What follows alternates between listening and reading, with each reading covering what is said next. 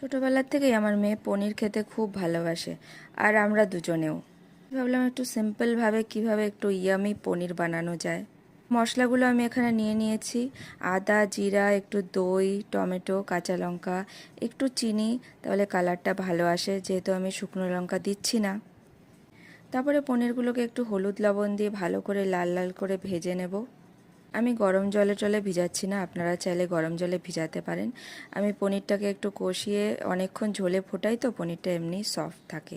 তারপরে তরকাতে আমি দিলাম একটু কারি পাত্তা, একটু জিরা, একটু হিং, একটু মটরশুঁটি দিয়ে সিদ্ধ করা আলুগুলো দিয়ে দিলাম।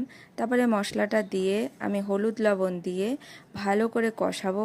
কষানোর পরে আমি পনিরটা দিয়ে দেবো। পনিরটা দিয়েও আমি অনেকক্ষণ ফ্রাই করব। করার পরে আমি লাস্টে জল দেবো।